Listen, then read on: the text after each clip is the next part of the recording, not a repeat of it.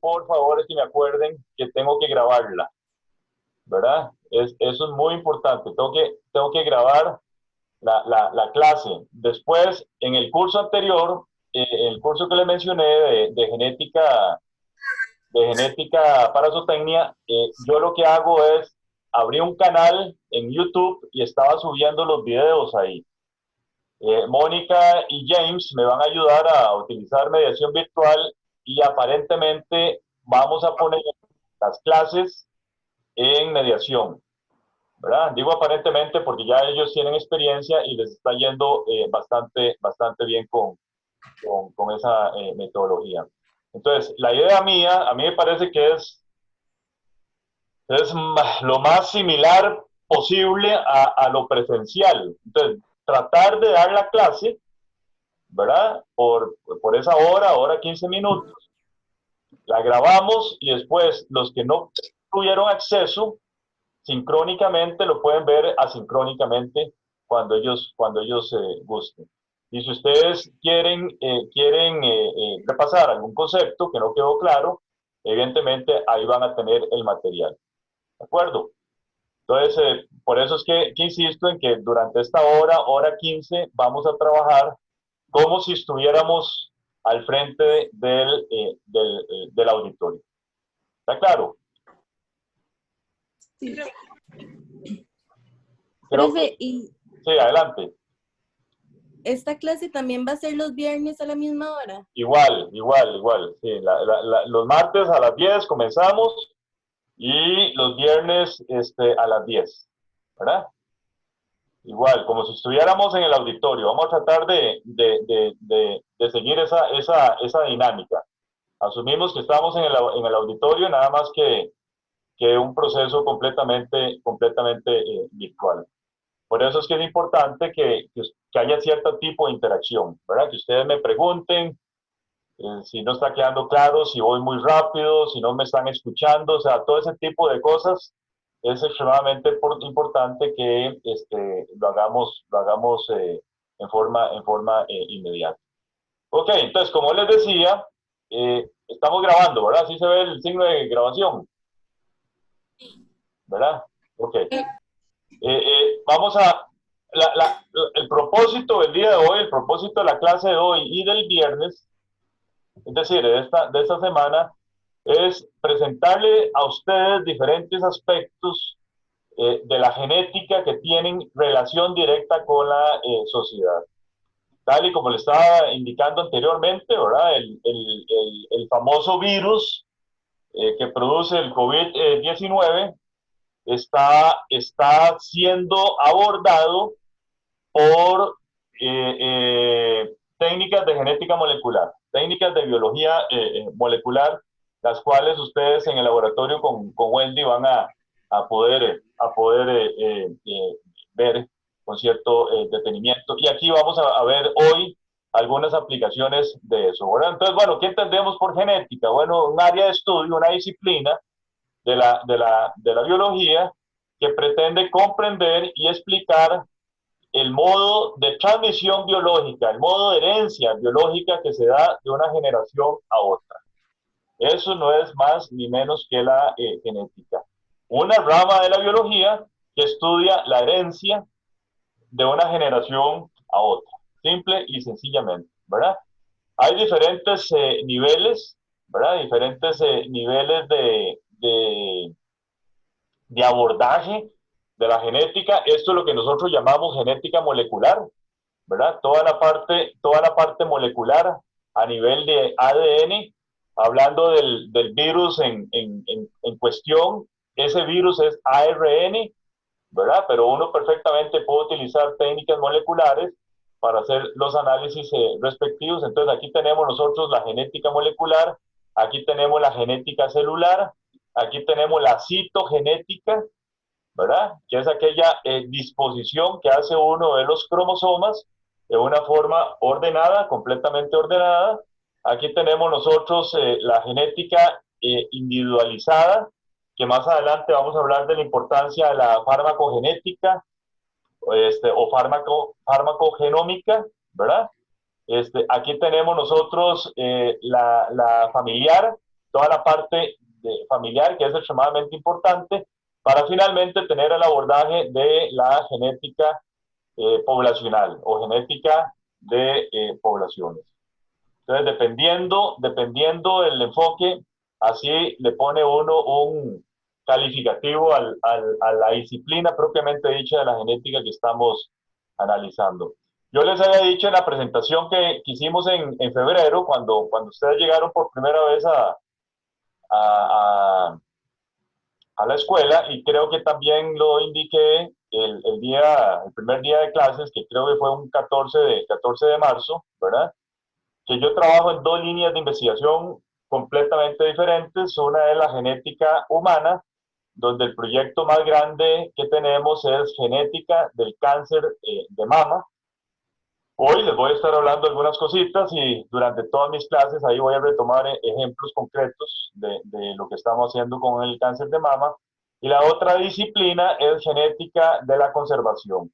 Entonces, es utilizar el área de la genética en animales que están en vías de extinción o que están en algún problema que representa un decline poblacional en cualquier hábitat de Costa Rica. Las dos disciplinas van a ser muy abordadas durante mis presentaciones, ¿verdad?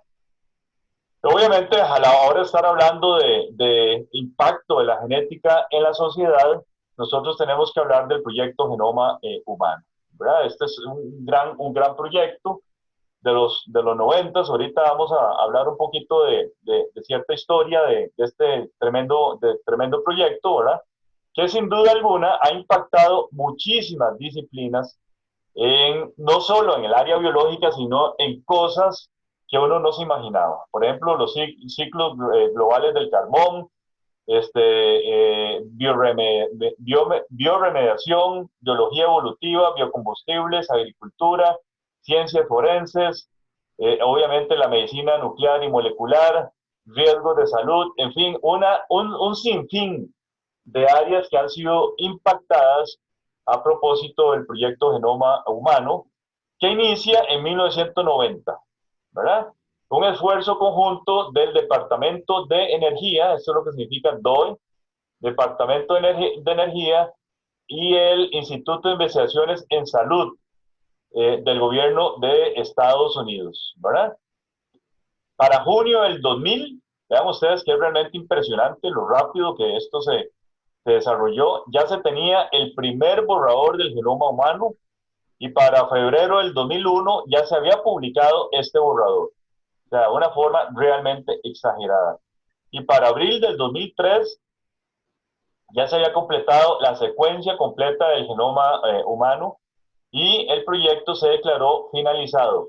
Debo decirles que 2 años antes de la meta que se habían propuesto, que era el 2005, y la razón por la cual se adelantó 2 años fue porque se dio una competencia, diría yo, una competencia sana entre el sector público y el sector privado para finalizar la secuencia del genoma humano, ¿verdad? ¿Qué es esto, el proyecto Genoma Humano?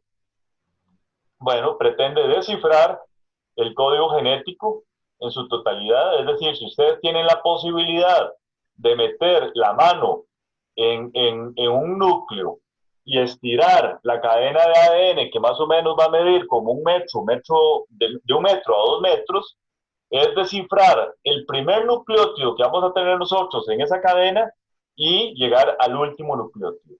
Eso es básicamente lo que se pretendía con el genoma humano. ¿Por qué eso es importante, jóvenes? ¿Por qué eso es importante? Bueno, nos ayudará a entender el papel de los genes, ¿verdad?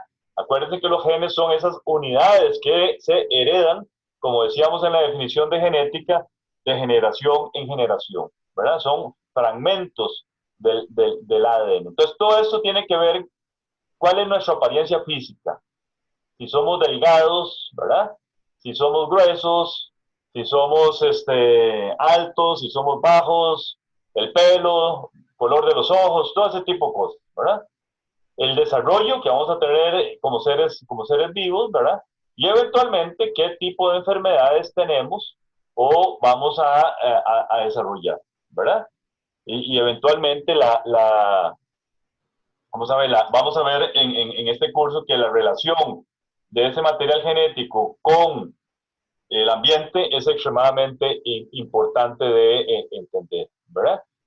Hablando de entendimiento, bueno, una de las metas de ese gran proyecto era, bueno, cómo logramos nosotros descifrar muchísima de la información que está contemplada en ese código genético, en ese genoma humano.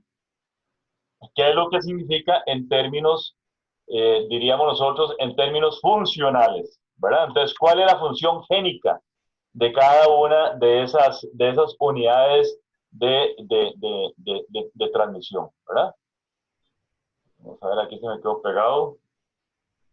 Ok, metas del proyecto Genoma Humano: identificar los 30.000 genes por los cuales estamos constituidos. Antes, es más, cuando yo era estudiante en los 80s, estudiantes de genética, el número que se manejaba de genes humanos era de 100.000.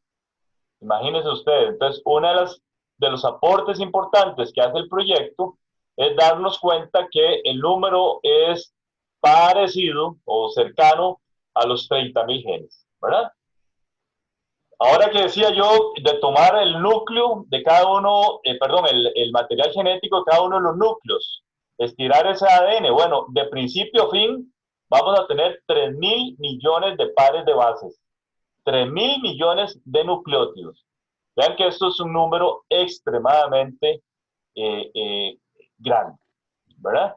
Almacenar toda esa información en bases de datos, ya ustedes se pueden imaginar las bases de datos que estamos hablando en los laboratorios de Estados Unidos, Europa, Japón, ¿verdad?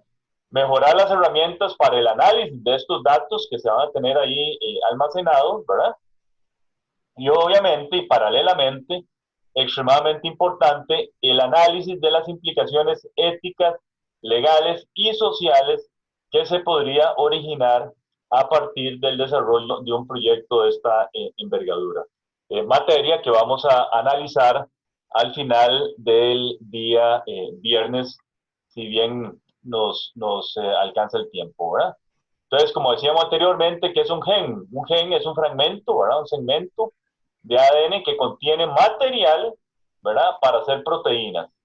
Y esas proteínas controlan muchísimas cosas fenotípicas, pero también de otra naturaleza, ¿verdad? Como el color de los ojos, hablamos de estatura, hablamos de rasgos faciales, ¿verdad? Y cierta tendencia que tenemos nosotros a las enfermedades. Entonces, vean ustedes qué interesante. Como dice acá, el código genético del ADN dicta, ¿verdad?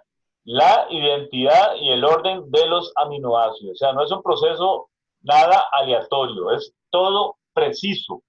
Y cuando nosotros veamos más adelante el proceso de duplicación, nos vamos a acordar de esta diapositiva y la importancia de que todo se duplique, ¿verdad? En forma precisa. No pueden haber errores, porque si hay errores vamos a introducir el concepto de mutación, donde mutación ya nos está hablando de que hay algo que cambió, hay algo diferente, y eventualmente esa diferencia se puede asociar o a un fenotipo diferente o a una enfermedad, ¿verdad? Un fenotipo no tendría, digamos, ningún efecto selectivo, pero en enfermedad ya tenemos un tema adicional que hay que analizar, ¿verdad? Entonces, ¿qué es lo que tenemos acá? Vean ustedes, aquí tenemos esta G, esta C y esta A, ¿verdad? Entonces, esto conforma una primera tripleta, luego tenemos A, G, A, ¿verdad? Tenemos esta otra tripleta, luego tenemos G, A y T, ¿lo ven acá? Y etcétera. Si ustedes recuerden, hay un código genético universal, ¿verdad? Es el diccionario de la vida, que esta tripleta, sabemos de antemano, que nos va a producir un aminoácido, la incorporación de un aminoácido determinado. Entonces, esta cadena de aminoácidos, lo que dice esta diapositiva no es aleatoria, responde al orden exacto que nosotros tenemos en esa molécula de ADN. Ni más ni menos. ¿verdad? Entonces, gracias a esta secuencia que nosotros tenemos acá de ADN, es que nosotros tenemos esta secuencia de aminoácidos para conformar la proteína. Como dice acá, aquí tenemos la cadena proteínica en crecimiento, va a llegar a un determinado momento donde esa proteína deja de crecer y cumple una función específica, ¿verdad? Ok, aquí introducimos el tema de mutación, ¿verdad? Entonces, ¿qué es lo que vamos a comparar acá? Tenemos 3 estudiantes del curso de introducción, ¿verdad?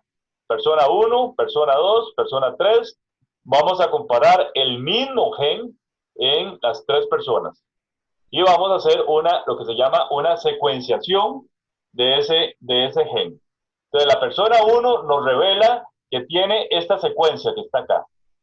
Y que para esta secuencia, ya sabemos que el diccionario, ¿verdad?, genético nos dice que se incorpora alanina, arginina, asparagina, etc. ¿Verdad? Esto es lo que tiene esa persona.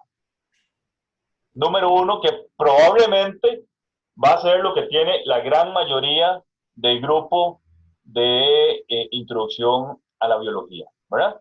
Pero hay una segunda persona que tiene una pequeña modificación, ¿verdad? Una pequeña modificación. En lugar de tener esta A, tiene una G.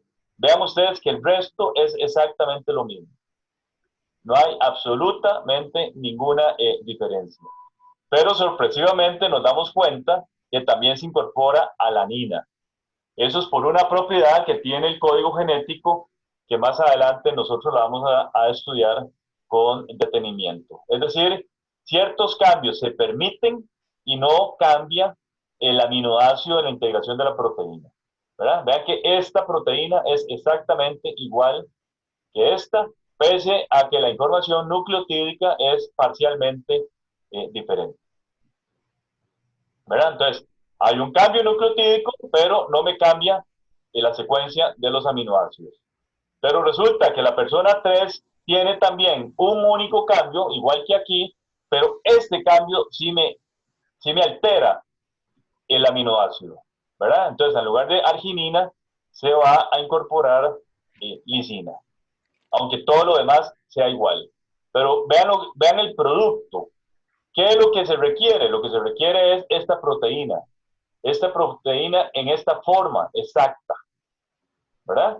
Y resulta que por esta mutación que tenemos acá, tenemos una proteína que tiene esta conformación.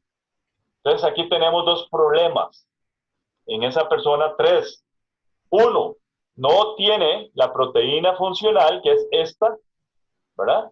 Y 2, está produciendo una proteína que no tiene función alguna en el metabolismo de esa persona. Entonces, en el caso de una enfermedad como la fenilcetonuria, esta proteína se va a acumular, ¿verdad? Y eventualmente, si no se procede, va a producir un retardo mental irreversible. Entonces, aquí tenemos nosotros los límites entre la salud y la enfermedad, ¿de acuerdo? Entonces, hacemos un resumen. La persona 1, esta es la secuencia que tiene, una proteína completamente normal, ¿verdad? Recuerden que la persona 2 tiene una mutación acá, pero decimos que algunas variaciones en el ADN no tienen efectos negativos, pasan desapercibidas, eso es producto de la degeneración del código, pero la persona 3, que tiene esta mutación exactamente en la misma ubicación de la persona 2, sí cambia completamente el funcionamiento de la proteína. Entonces puede ser muchísimo más bajo o que del todo no funcione, ¿verdad? Entonces, ciertas variaciones pueden llevarnos al desarrollo de una determinada enfermedad, ¿verdad? En este caso podría ser eventualmente la susceptibilidad aumentada a el cáncer de pulmón, por decir cualquier cosa. Ok, más complejo aún de todo lo que hemos dicho es que no es solo, y ya lo habíamos mencionado, no es solo este material genético que tenemos acá, sino es toda la interacción que hace este material genético, ¿verdad?, con el ambiente para finalmente determinar el fenotipo, ¿verdad? Entonces, en otras palabras, somos lo que somos producto de la interacción de la genética con el ambiente para determinar el fenotipo.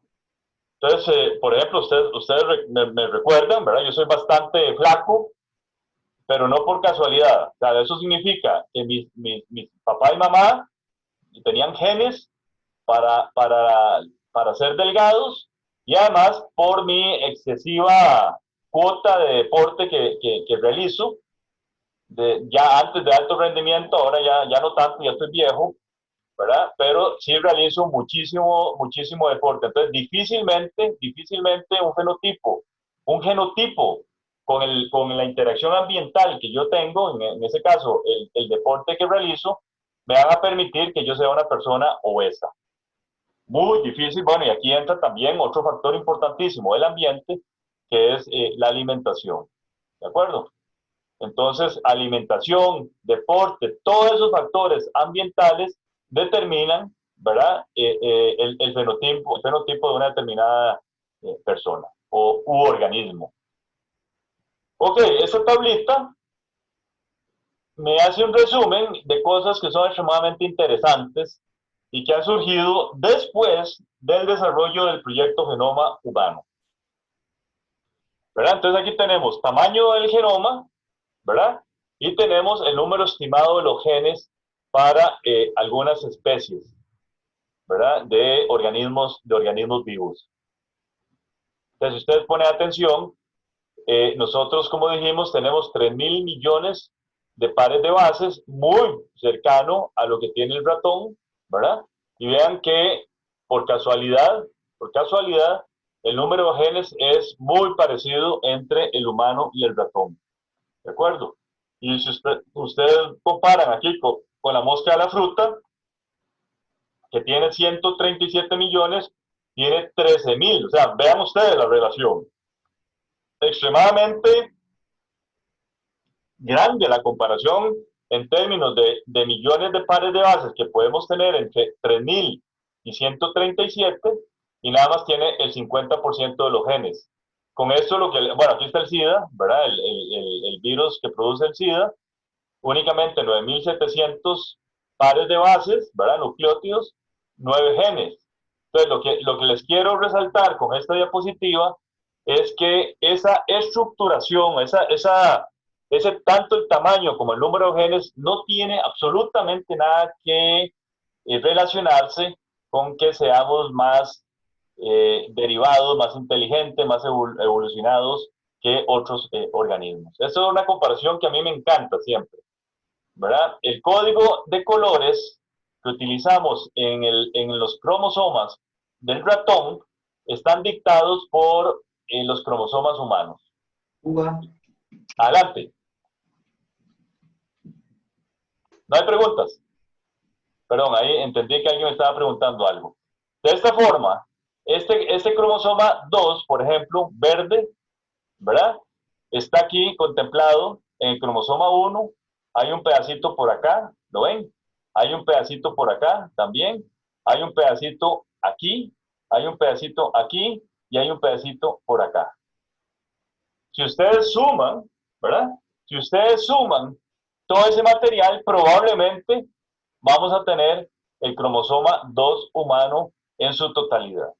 Y así para cada uno de los cromosomas. Vean este color, ustedes lo ven representado aquí, aquí un pedacito, ¿verdad? Aquí un pedacito y hay un pedacito en el cromosoma 8 también. ¿Lo ven? Entonces, ¿qué es lo que nos está indicando estas similitudes genéticas entre el ratón y el humano? Evidentemente que hay un tronco común, ¿verdad? Ya los matemáticos han demostrado que esto es imposible que ocurra si no tenemos un tronco común y por tanto que la evolución es un hecho, ¿verdad? Si ponen atención ustedes al cromosoma Y, vean que el cromosoma Y humano es casi que idéntico al cromosoma Y del ratón, y en su totalidad el cromosoma X, ¿verdad? Contiene todo el material que encontramos nosotros en el X del ratón. Dos únicas excepciones de segmentos de ADN que son exclusivas del genoma del ratón es este pedacito telomérico. Acuerden ustedes que el telómero es la parte terminal, ¿verdad? Del cromosoma. Este pedacito que está acá y este pedacito que tenemos nosotros en el cromosoma 3. ¿Qué quiere decir eso? Que este segmento que está acá no se encuentra en el humano, ¿verdad? Es exclusivo del genoma del ratón. Pero fuera de eso, vean ustedes que todo, prácticamente todo, es repetitivo, ¿verdad? Indicándonos que tiene un origen, que hay un origen común entre, en los mamíferos y en términos generales entre los organismos vivos, ¿verdad? Esto es un diagrama del cromosoma 4, donde lo que persigue, ¿verdad? Si ustedes recuerdan lo que dijimos del proyecto Genoma Humano, es determinar dónde exactamente están todos los genes ubicados, los 30.000 genes ubicados a lo largo de los 23 pares de cromosomas por los cuales estamos constituidos, ¿verdad? Entonces, por ejemplo, aquí vean ustedes el gen de la leucemia linfocítica aguda está en esta área, por acá.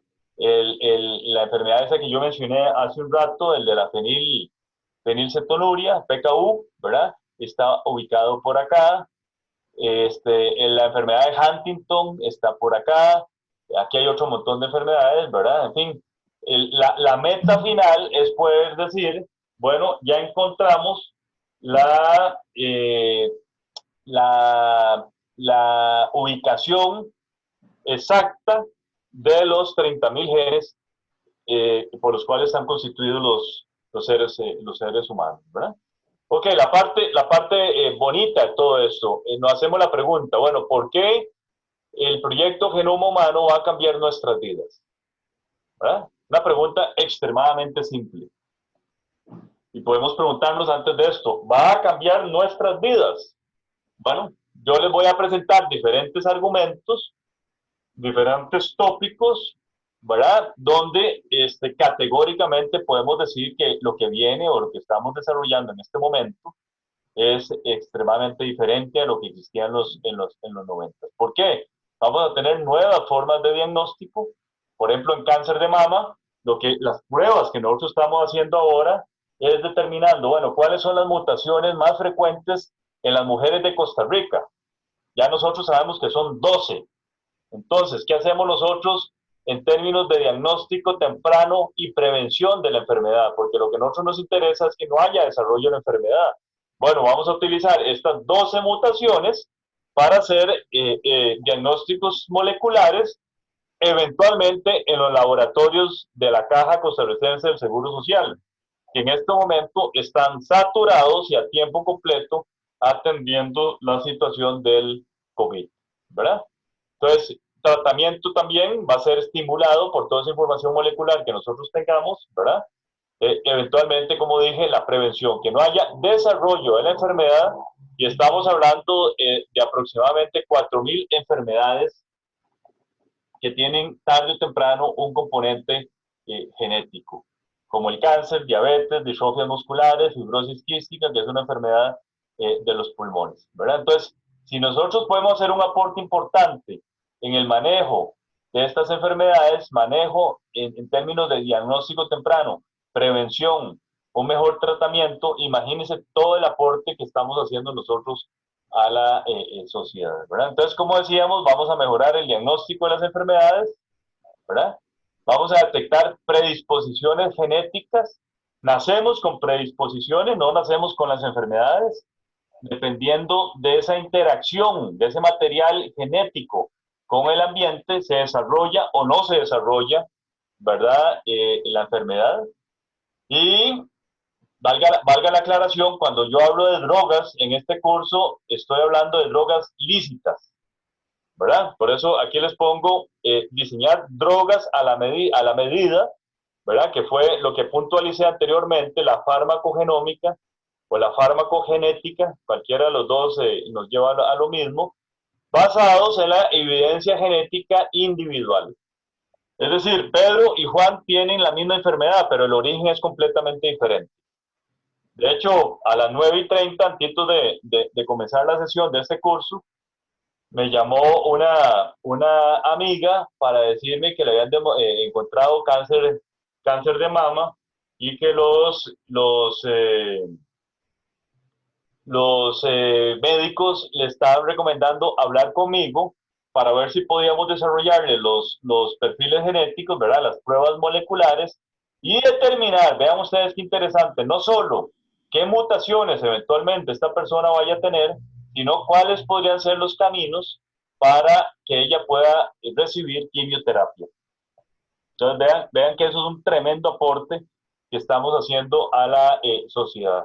Esto es lo que se llama el área de la bioinformática, ¿verdad? Una combinación de chips de ADN que pueden ser utilizados para revelar susceptibilidades a ciertas enfermedades. Entonces, por ejemplo, si esto está aquí encendido, por decirlo en términos muy simples, significa que estos tres campitos eh, encienden las alarmas de que puede haber un riesgo aumentado de desarrollar Alzheimer o alguna enfermedad mental, que es lo que vemos acá para dos personas completamente diferentes, ¿verdad? Mackenzie y hablemos de Laura, ¿verdad?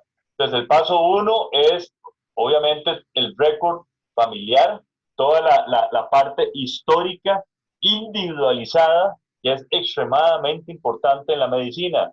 Lamentablemente no se hace así en nuestro país y en la gran mayoría de los países, ¿verdad? Siempre nos recetan, el origen de la enfermedad es diferente y siempre nos recetan exactamente lo mismo. Resulta que Pedro y a Juan, a Pedro le cayó muy bien, pero a Juan no. Y más bien Juan se complicó con el propio tratamiento, ¿verdad? ¿Cómo procedemos con la muestrita de ADN? Bueno, simple y sencillamente hacemos un raspadito en la parte interior de la boca, en la pared del cachete, ¿verdad? Ahí vamos a tener un hisopo y en ese hisopo viene cualquier cantidad de material. Hacemos el proceso de extracción de ADN y luego lo que hacemos es chips de ADN personalizados, ¿verdad? Que nos van a dictar cierta información fundamental con respecto a los factores de riesgo de una persona en particular. Entonces, un ejemplo, con respecto al comportamiento adictivo, ¿verdad? Muy alto, cuidado. Entonces aquí se encienden las alarmas. Con respecto al desarrollo de cáncer de pulmón, muy alto, muchísimo más alto con respecto a la población general. Cáncer de colon, no se preocupe, usted no va a desarrollar cáncer de colon prácticamente, ¿verdad? Alzheimer, no se preocupe, aquí no hay riesgo de Alzheimer, ¿verdad? Pero vean ustedes en este otro perfil, fibrosis quística, 100% diagnóstico, es decir, esa persona en este momento es muy joven, pero esa persona va a desarrollar fibrosis quística. Entonces se pueden tomar cierto tipo de medidas para disminuir, ¿verdad? Disminuir el efecto del desarrollo de esa enfermedad, ¿verdad? Con respecto aquí a niveles de colesterol altos en sangre, altísimos. Entonces, bueno, ¿qué tenemos que hacer en forma inmediata? Y en términos generales, todos nosotros tenemos que hacerlo. Bueno, no comer chicharrón en el desayuno, ¿verdad? Hacer un cambio de dieta sustancial para que este riesgo potencial que yo tengo de desarrollarlo no se desarrolle, ¿verdad? Entonces, aunque yo tenga la predisposición, si le ayudo con el ambiente, es decir, si le ayudo con la dieta, hay menor probabilidad que se desarrolle la enfermedad. En 1991 yo me dedicaba a estudiar cegueras hereditarias. Y esto es algo interesante. En ese momento yo tenía una novia cuyos padres tenían una finca en Santa Cruz de Guanacaste, un pueblito que se llama Río Seco. Bueno, resulta que cuando nosotros íbamos hacia la finca, siempre me encontraba en una esquina a una persona no vidente vendiendo pipas. Nosotros le comprábamos, a mí siempre me ha gustado el agua de pipa, siempre le comprábamos, ¿verdad? Hablábamos un poquito con él, pero en una oportunidad esa persona estaba con muchas ganas de hablar.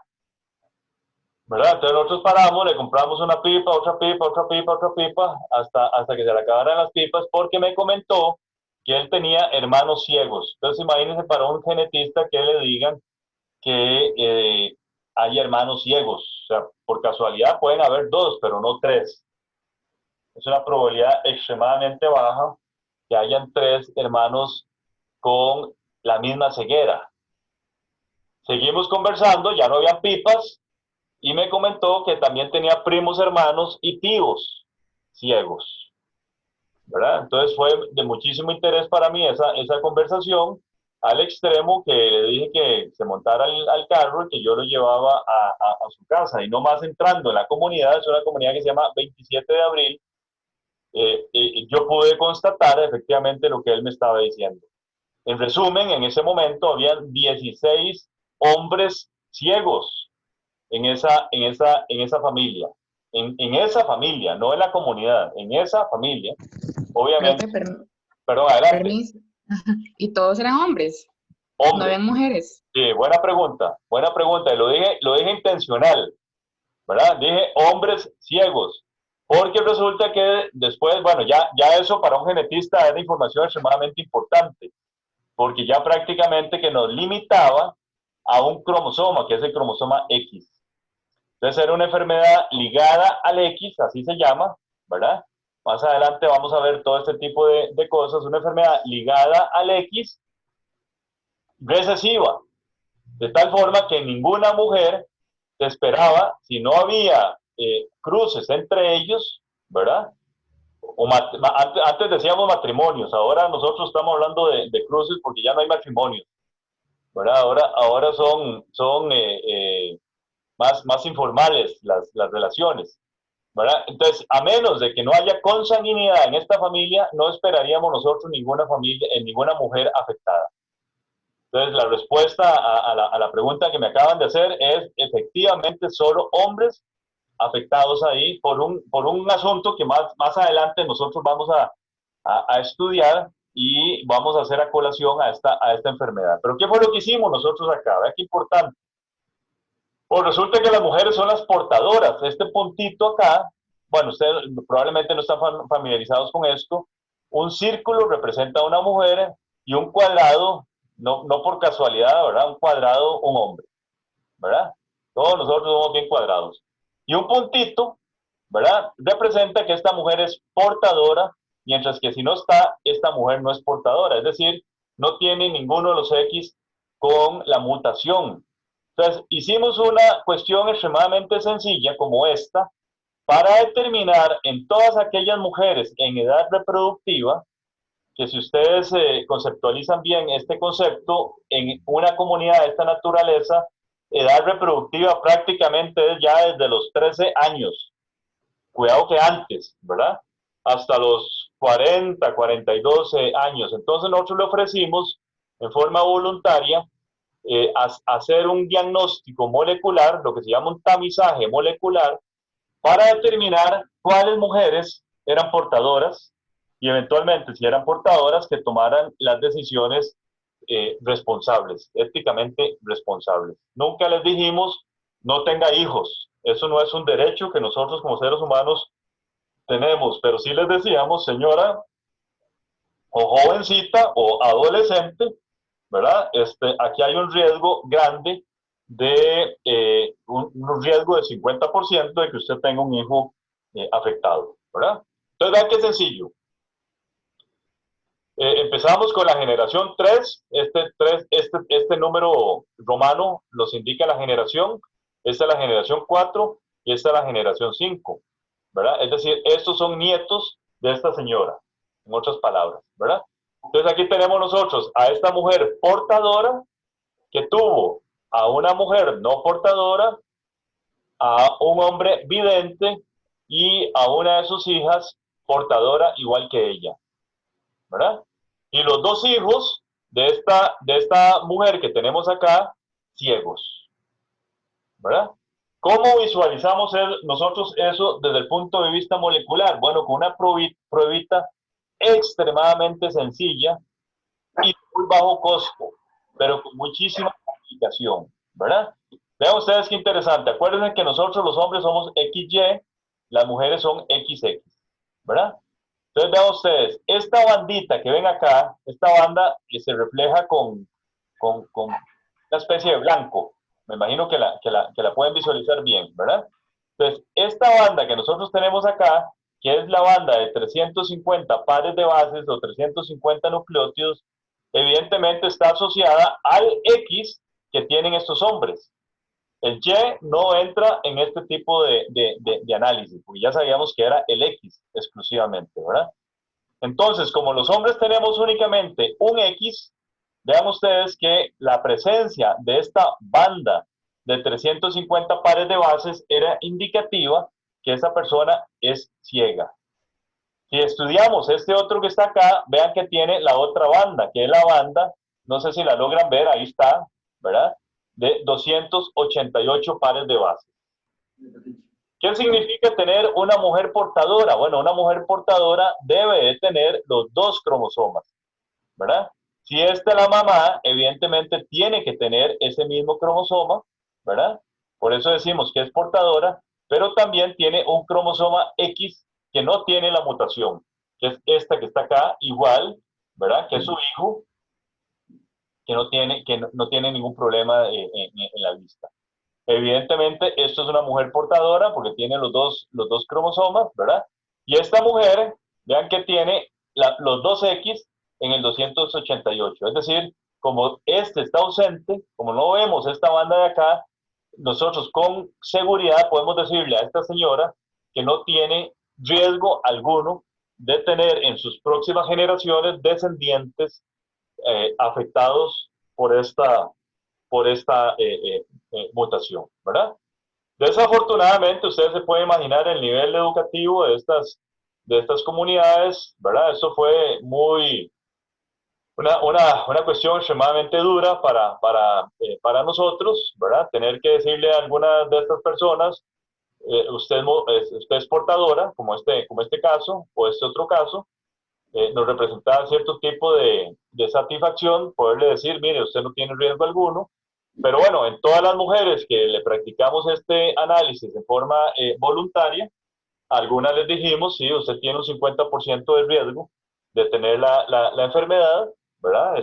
Si quiere tener hijos, bueno, sepa que hay un riesgo grande al respecto, ¿verdad? Entonces, algunas personas decidieron no tener hijos, otras se burlaban de nosotros, no nos hacían caso, ¿verdad? Yo finalmente me había casado con la novia vecina de este lugar y un día como a las 3 de la mañana suena el teléfono, ¿verdad? Afortunadamente yo lo contesté y era una muchacha que me estaba llamando desde el hospital, atacada llorando, se puede imaginar los nervios míos, ¿verdad?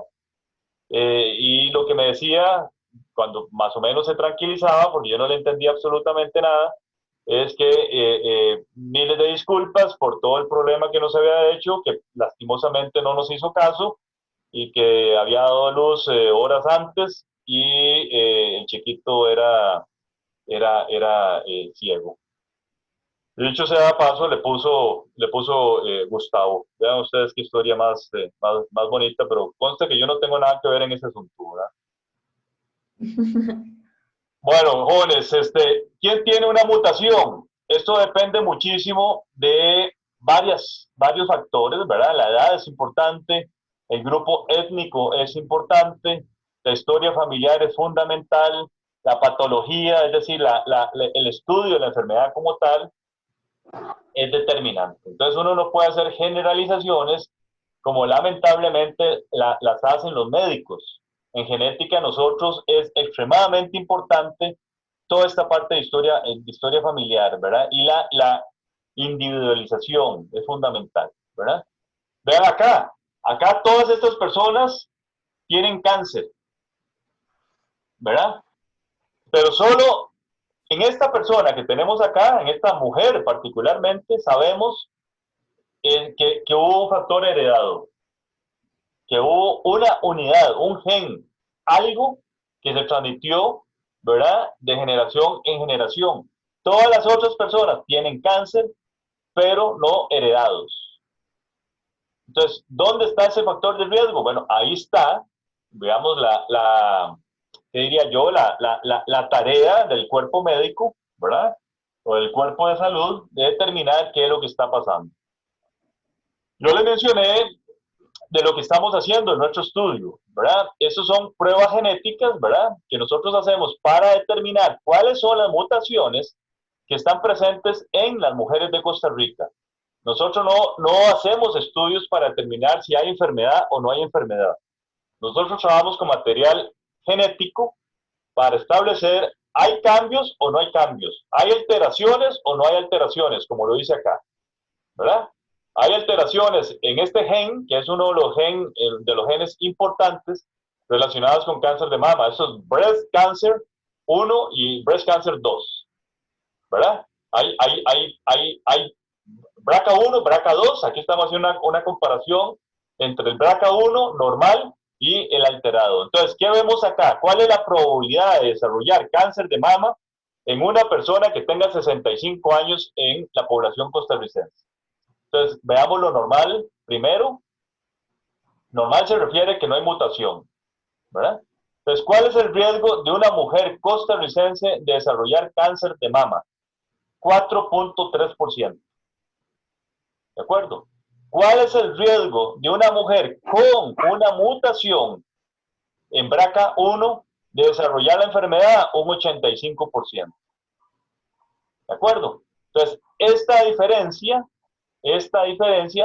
nos dice muchísimas cosas. O sea, prácticamente el riesgo es altísimo, ¿verdad? Y hay que tomar una serie de medidas de mitigación o como para eliminar esa probabilidad que se desarrolle al 85%, ¿verdad? Y aquí tenemos el hecho de Angelina Jolie, ¿verdad? No sé si ustedes se acuerdan de esta historia. Esto se da en mayo del 2013, cuando Angelina Jolie, cuya madre había fallecido de cáncer de mama a los 56 años, ¿verdad? Y recibe consejería genética por parte de los colegas y le dicen, Angelina, es muy importante que usted se haga los exámenes moleculares para determinar si tiene la misma mutación, ¿verdad? Que tenía su mamá, ¿verdad? Como dice acá, la mamá había fallecido a los 56 años, ¿verdad? Ella entiende muy bien la situación, se hace el análisis molecular. Obviamente ahí no había ningún problema de plata, ¿verdad? En ese momento era la esposa de Brad Pitt, se pueden imaginar ustedes lo que estamos hablando, ¿verdad? Se hace los análisis y ella toma la decisión de hacer una mastectomía preventiva, una mastectomía doble, ¿verdad? Lo que se llama bilateral, una mastectomía bilateral para reducir sustancialmente el riesgo de desarrollar la enfermedad, ¿verdad? Como dice ella aquí textualmente, tengo la esperanza de que otras mujeres se puedan beneficiar de mi experiencia. A partir de ahí, obviamente que todas las empresas que se dedicaban a este tipo de cosas levantaron sus negocios, ¿verdad? Porque de esto fue una publicidad extraordinaria, ¿verdad? Eso dice el artículo que se publicó en el New York Times, Mi opción médica, ¿verdad? En ese momento ella tenía 37 años, ahora tiene 44, ¿verdad? Y ella explica con conocimiento de causa su decisión e invita a muchas otras mujeres a hacerse el diagnóstico molecular para tomar una decisión consensuada y disminuir sustancialmente el riesgo del desarrollo de la enfermedad, ¿verdad? Entonces, vean ustedes que todo este tipo de temas tienen que ver muchísimo con cuestiones mediáticas, ¿verdad? Entonces, a eso se le llamó el efecto Angelina Jolie, ¿verdad? En el auge de las pruebas genéticas para prevenir el cáncer. Entonces, desde entonces, desde hace 7 años, esto ha sido un verdadero boom, ¿verdad? A mí me llamaban incluso gente conocida y desconocida para preguntarme que si para casarse yo recomendaba hacerse este tipo de pruebas. Imagínense ustedes qué cosa más impresionante, ¿verdad? Bueno, jóvenes, ya estamos completando la hora, vamos a trabajar un poquito más para terminar el viernes. ¿Qué viene? Hagámonos la pregunta, ¿qué viene? Todo lo anterior es un hecho.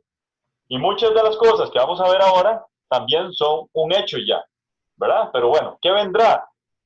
Yo no descarto que vamos a tener curas para algunos genes defectuosos, ¿verdad? Eso perfectamente se puede consolidar a muy corto plazo. Pruebas de sangre para predecir sus probabilidades de tener problemas de salud detectando genes dañados. Bueno, ya dijimos que eso es una realidad que existe hoy día, ¿verdad? En otras áreas de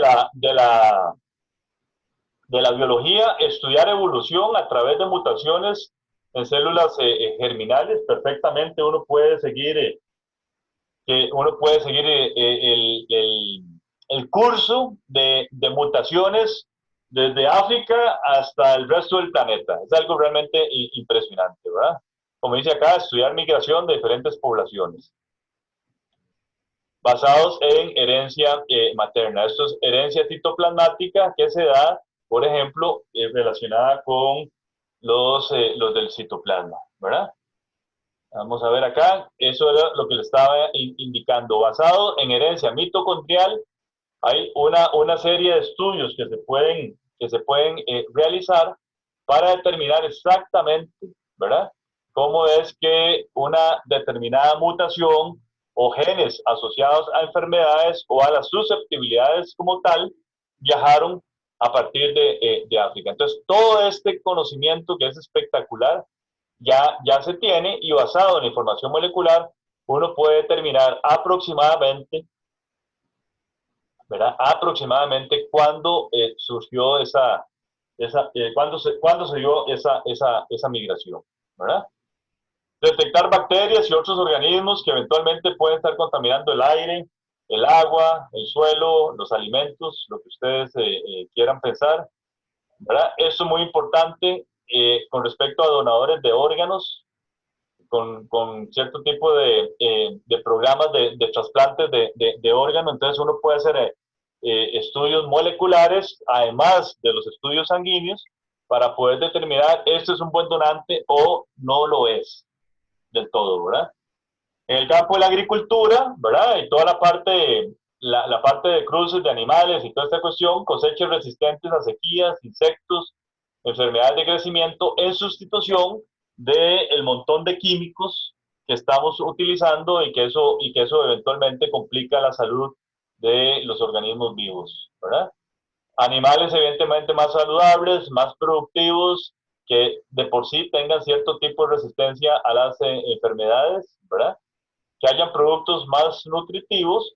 Y ahora hay unos genes en las vacas, en el bovino, donde uno hace el análisis para determinar, digamos, en el nacimiento de ese animal, de ese torito, para determinar si tiene sentido o no darle desarrollo a esa criatura.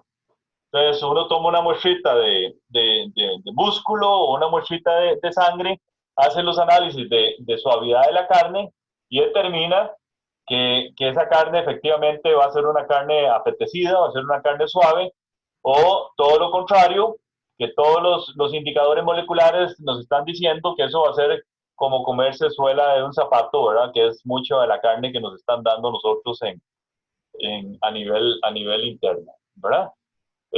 Desarrollo de biopesticidas, por ahí va esto todavía no está muy desarrollado, pero yo creo que a muy corto plazo vamos a tener esto en lugar de los químicos que mencionábamos anteriormente, ¿verdad? Incorporar vacunas en los productos alimenticios, en lugar de tener que acorralar a 1000 vacas, por ejemplo, una finca grande, para ponerle la vacuna a cada una de ellas, que eso tiene un costo altísimo. Entonces las vacunas evidentemente se introducen en ciertos productos alimenticios que cuando son consumidos ya automáticamente quedan vacunados los individuos, ¿verdad? Y también aquí el uso en limpieza ambiental de algunas plantas. En el campo de la genética forense nosotros hemos estado muy involucrados.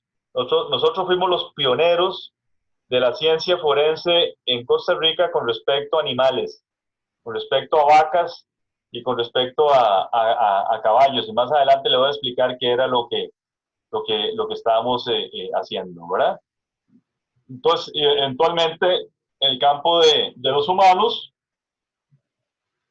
identificar sospechosos cuyo ADN podría asociarse a la evidencia dejada en la escena del crimen, exonerar personas que han sido acusadas de crímenes por error. Esto ha pasado muchísimas veces y los estudios de ADN o los estudios moleculares han venido a decir esta persona no es culpable. Después de años de estar en cárcel, imaginen ustedes qué cosas más terribles, ¿verdad? La identificación de víctimas de crímenes o de catástrofes o de guerras, por ejemplo, donde mueren muchísimas personas, quedan irreconocibles, entonces mediante estudios de comparaciones moleculares con algunos parientes, uno puede determinar ese nivel de parentesco, ¿verdad? Y establecer el nivel de paternidad, maternidad y otro tipo de relaciones familiares, las cuales he utilizado montones, ¿verdad? Nosotros también lo hemos utilizado para la identificación de especies protegidas. Hace como 10 años salió en los periódicos una imagen horrorosa donde habían como unos 15, calculo yo, unos 15 chanchos de monte sacrificados allá por el sector del sur, por el sector de Corcovado. Se encontraron las cabezas así colocadas una tras de otra y obviamente se levantó una investigación al respecto y se encontró en algunas casas y supermercados carne de cerdo, supuestamente carne de cerdo doméstico, muy sospechosa, ¿verdad? En la cual no se tenía absolutamente ninguna confirmación si era carne de desecho criado o carne de chancho de monte. Entonces, mediante ese tipo de pruebas, uno puede establecer perfiles genéticos para inequívocamente determinar si esa carne era de cerdo doméstico o eran de chanchos o de saínos o de cualquier otro animal que se encontrara en el bosque, ¿verdad? Bueno, eso ya lo hablamos. Importante para determinar el árbol genealógico, ¿verdad? En cruces de semillas o animales domésticos. Entonces, por ejemplo, uno puede darle trazabilidad a determinados animales con estas técnicas para poder tener este tipo de animales que desde el punto de vista económico me va a representar un beneficio grande en términos de que el animal va a ser muy grande y eso eventualmente me va a generar a mí muchos más recursos, ¿verdad? Se ha utilizado toda esta parte de forense en etiquetado fraudulento y esto es un asunto extremadamente interesante. Ahora les comento el caso particular de un paté en España que fue realizado por unos amigos míos en laboratorios españoles. Entonces, estas técnicas de forense se han utilizado para determinar o autenticar, ¿verdad? Consumibles que damos por un hecho que como vienen enlatados, corresponden a eso, digamos, en términos de caviar, paté, atún, vino y embutidos. Entonces, uno puede hacer análisis de este tipo de productos para determinar si efectivamente lo que dice la etiqueta corresponde con lo que yo estoy consumiendo, ¿verdad? Entonces, como dice acá, aplicación de marcadores genéticos a la trazabilidad del origen genético de los productos de origen animal. Entonces, la identificación del pato Müller en la composición de patés. Entonces, resulta que en España se vende el pato, vamos a ver, esto es un trabalenguas, el paté de hígado de pato Müller extremadamente caro, ¿verdad? Pero a estos amigos míos se les ocurrió decir, bueno, ¿cómo sé yo y por qué voy a pagar más caro si no estoy completamente seguro que sea exclusivamente de hígados de pato Müller? Muy buena pregunta, interesante, ¿verdad? Entonces, ellos se dedicaron a hacer un montón de análisis a todo lo que estaban vendiendo, ¿verdad? Que decía que estaba constituido exclusivamente de hígado de pato Müller, porque esto era extremadamente caro. Si ellos confirmaban eso, ok, sigan cobrando caro, porque imagínense todos los hígados que se requieren para hacer, para llenar una latita, ¿verdad? Del tamaño del atún. Sin embargo, ellos dijeron, no, aquí se nos ocurre a nosotros pensar que rellenan con hígado de cerdo e hígado también de pollo. Perdón, nada más para terminarles el cuento, hicieron todos los estudios y lograron demostrar que había etiquetado fraudulento en todos aquellos productos que decían que se utilizaba exclusivamente paté Müller, hecho de pato Müller. Es decir, encontraron fácilmente material de cerdo y material de pollo. ¿Cuáles son las implicaciones? Bueno, un país como Costa Rica poco va a pasar en este sentido, ¿verdad? Pero en España implicó que esta fábrica fuera cerrada y era una fábrica que entiendo tenía más de 100 años, ¿verdad? Porque venía en manos de una determinada familia, que fuera cerrada por ese hecho. Le parece que la primera pena fue unos 6 meses y si había reincidencia, la cerraban en forma permanente. Ok, tal vez con esto podamos terminar. El uso de las ciencias forenses en escenas de crímenes con seres humanos, ¿verdad? Entonces vean ustedes qué fácil funciona esto. Es exactamente las mismas banditas que yo utilicé para los estudios con las cegueras hereditarias de Guanacaste. Exactamente lo mismo. Entonces vean ustedes, aquí tenemos la víctima, ¿verdad? Aquí tenemos el espécimen. El espécimen es muy importante, ¿verdad? Para distinguir que no sea material genético de la víctima. Vean que si este es el ADN y los marcadores moleculares que yo estoy estudiando para descifrar este caso, y esto es el material que yo obtuve de la sangre de la persona víctima, si mal no me recuerdo, esto es un caso de violación, ¿verdad? Esta mujer, estos 3 tipos, la obligaron a tener sexo con uno de los 3, pero no se sabía cuál de los 3, ¿verdad? Y tampoco, ¿verdad? Por eso es importante el resto de la escena del crimen. Bueno, se tomó una muestra de semen de la vagina de esta mujer y se procedió a hacer una comparación con los 3 sujetos, ¿verdad? Y sin mayor explicación que yo tenga que darles a ustedes, categóricamente ustedes pueden concluir que este semen, ¿verdad?, viene de este individuo.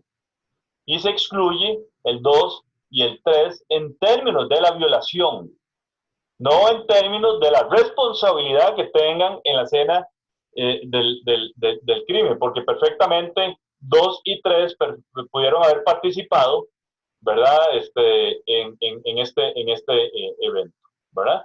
Entonces, de esa forma se logró determinar que el individuo 1 era responsable de la presencia del semen en esta persona. Pero bueno, esto es un acto policial grande, esto es parte de toda la escena, ¿verdad? Después viene la responsabilidad que puede tener 2 y 3 por haber participado o no necesariamente en esta escena. Este es un caso diferente, esto es un caso de maternidad y paternidad.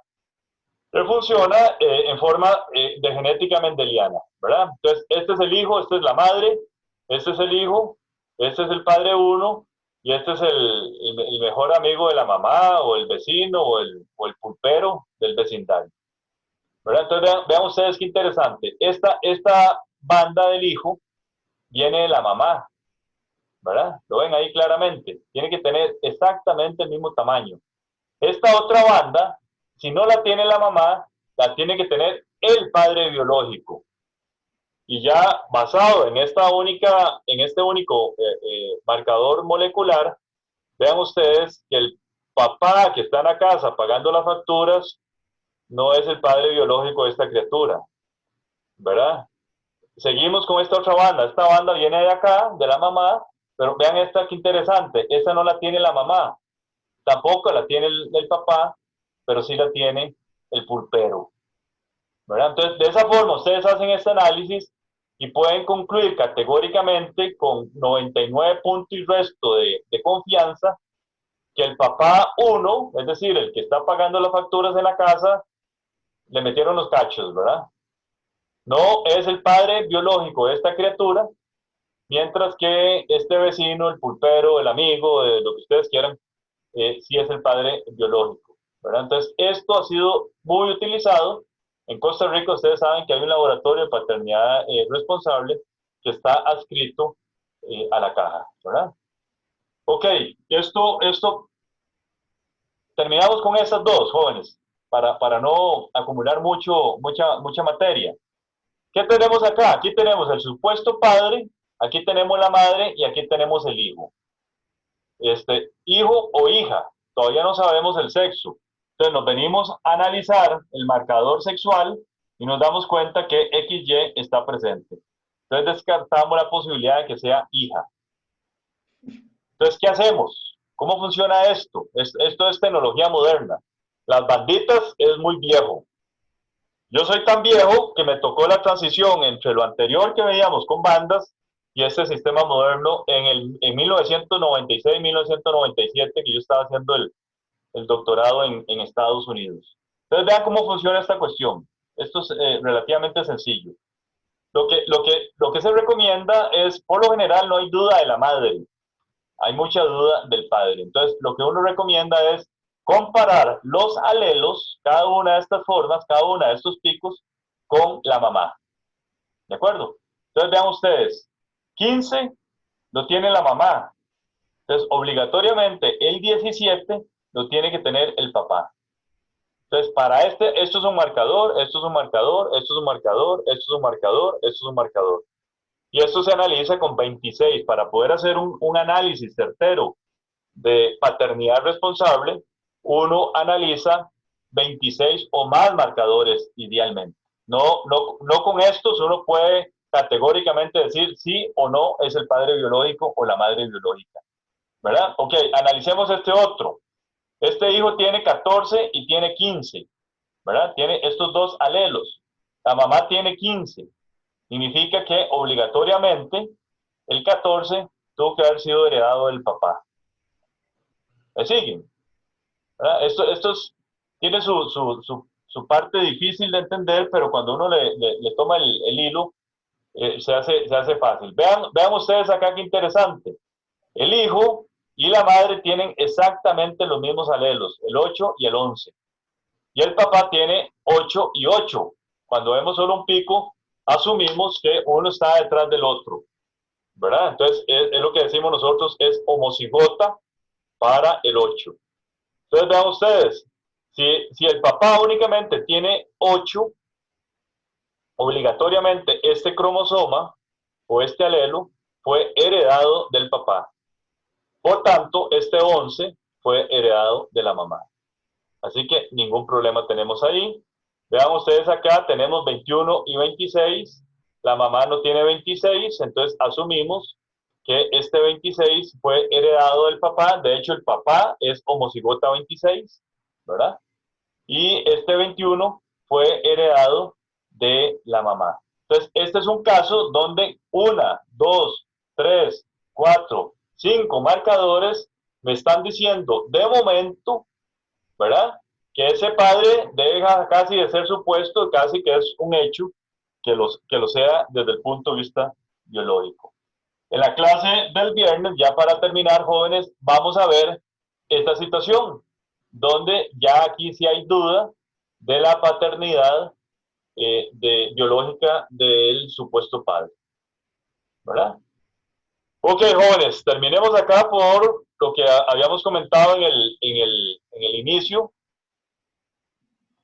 Voy a, si hay alguna pregunta, alguna duda que ustedes tengan en este momento, con mucho gusto. Y si no, la podemos abordar como les indiqué, en forma individual ¿verdad? O incluso podemos, si hay 2 o 3 personas, podemos nosotros ponernos de acuerdo y reunirnos, no para repetir la clase, sino para ver dudas muy puntuales, ¿verdad? ¿Alguna Profesora, duda, y acá hay una jóvenes? pregunta Sí, adelante. que si no es más fácil con las bandas. No, viera que no, porque lástima que ya quité la presentación, pero en las bandas llega el momento en que usted no puede determinar si son las mismas bandas que tiene la mamá y el padre con respecto a las del hijo.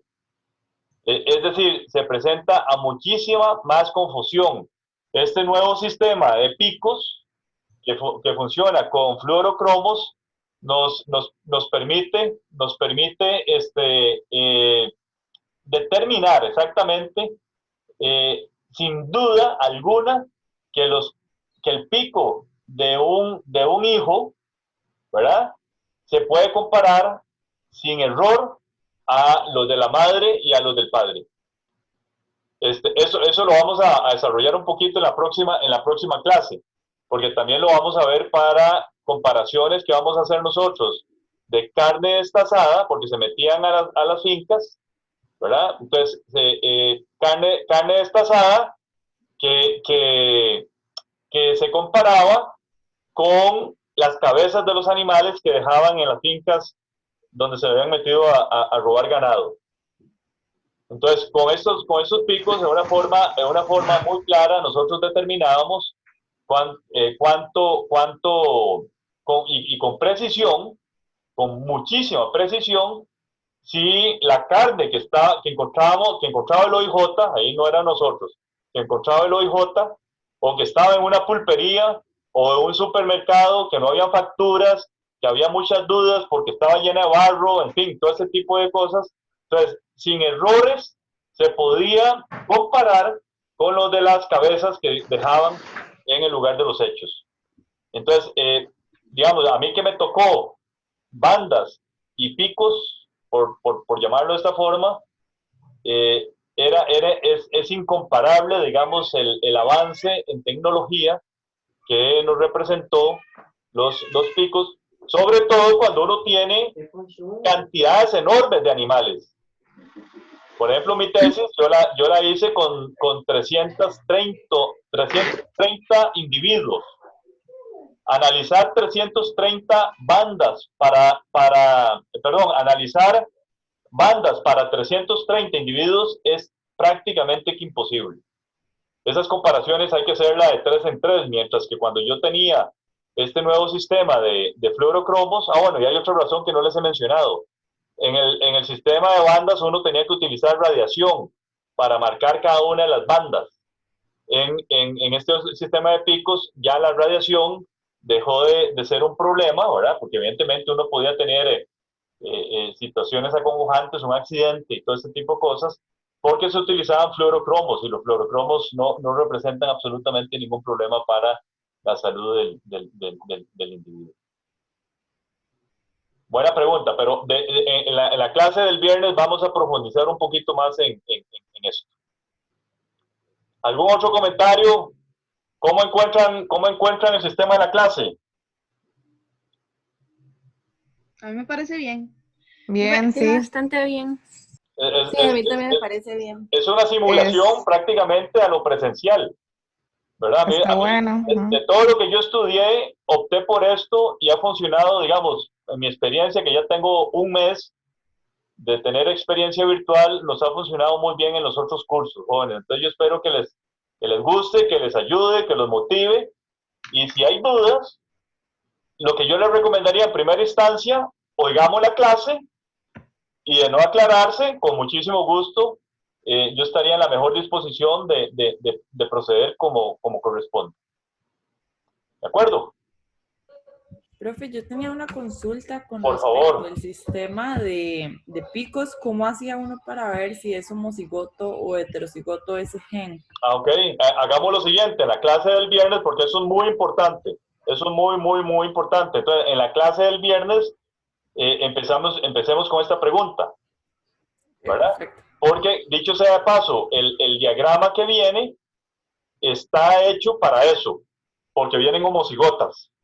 Entonces, para que ustedes vean la diferencia entre un homocigota y un heterocigota, que eso es importantísimo, ¿verdad? Entonces, yo le agradecería que me acordes al iniciar la clase, que enfatice en la diferencia entre un homocigota y un heterocigota. Ok, muchas ¿De acuerdo? gracias. Profe, una pregunta. Ajá. Los picos, es que, o sea, no sé si estoy confundiendo un poco las cosas, pero es que parece como una espectroscopía de RMN, entonces que si es el mismo principio o es otra cosa. No, no, es completamente diferente. Entonces, ya veo que hay muchas dudas con respecto a esos picos. Entonces, el viernes yo les voy a dedicar un poquito de atención para que no haya la mínima duda de qué es cada uno de esos picos. Cada uno de esos picos es un segmento de un marcador molecular que yo he analizado que tiene un determinado tamaño. Ese tamaño lo determinan los pares de bases, ¿verdad? Pero yo voy a explicarles un poquito mejor qué es lo que tenemos ahí. Así que de momento no nos preocupemos. ¿De acuerdo? Profe, yo tenía una pregunta. Por favor. Yo le iba a preguntar que, por ejemplo, ¿cuántos marcadores son como necesarios para poder descartar o probar que, por ejemplo, un hombre sea el papá de un hijo? Eso es muy importante. Creo que lo mencioné. En el sistema humano, en este momento, bueno, le puedo preguntar a un colega que es el director del laboratorio de paternidad de la caja, pero creo que en este momento están analizando alrededor de 28 marcadores moleculares, ¿verdad? Y 28 marcadores moleculares le dan a usted una precisión de un 99.99997%. Es decir, es prácticamente improbable que una persona con un porcentaje tan alto no sea el padre biológico de la criatura. ¿Qué significa eso? Que si usted tiene, por ejemplo, 13 marcadores que sí corresponden y 15 que no, ahí hay una alta probabilidad de desestimar a esa persona como padre biológico, ¿verdad? Pero todo eso lo podemos retomar el viernes porque son temas fascinantes, temas muy importantes que tenemos que entender cómo es que funcionan con claridad, ¿verdad? Profe, Ajá. una pregunta. Paula, Yo sé que ¿verdad? esto es como, ajá, yo sé que esto es como muy poco probable que pase, pero ¿qué pasa cuando hay, digamos, como dos padres? O sea, Hayan como dos que, padres, digamos, que dos personas hayan violado a una mujer y que haya quedado embarazada. ajá, Eso es muy probable, ¿verdad? Es muy probable. Lo que hay que hacer ahí es, porque lo que vamos a tener, vamos a ver, si hubo eyaculaciones por parte de las dos personas que violaron, vamos a tener semen que corresponde a los dos. Entonces esa prueba no nos permitiría descartar, ¿verdad? Entonces lo que habría que hacer ahí es la comparación, ¿verdad? Con el hijo, con las células propiamente de la criatura o la hija, no sabemos el sexo, con los dos responsables, con los dos potenciales responsables criminales, ¿verdad? Entonces ahí sí es inequívoca la comparación, pero tendrían que ser células directas del feto que está en desarrollo, lo cual tiene ciertos riesgos, ¿verdad? Uno lo podría hacer ahí si realmente urge determinar eso. La otra posibilidad es esperar el nacimiento y se le toma una muestrita de sangre y se hace la comparación. Pero eso perfectamente puede ser posible. De hecho entiendo que en perros, cuando hay dos perros que en un tiempo muy cercano se cruzaron con una determinada hembra, hay posibilidad que esa hembra venga con criaturas de los dos machos que participaron en el evento. Eso se da en perros. Dicen que en humanos se da, pero yo no tengo digamos, casos muy claros. Obviamente tendrían que ser con gemelos, ¿verdad? Yo sí he leído que hay casos que se han presentado en la historia de la genética donde hay dos padres humanos involucrados.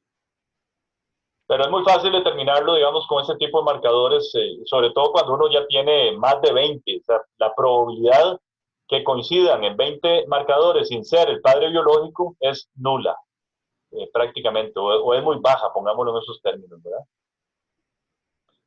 Ok, jóvenes, muchas gracias. Entonces, nos vemos el viernes, Dios mediante, a las 10 de la mañana, ¿verdad? Y para los que entraron tarde, vamos a tratar de mantener ese sistema como si fuera la clase presencial ahí en el auditorio 001 de la Escuela de Biología, donde ustedes recibieron algunas clases con Paul, ¿verdad?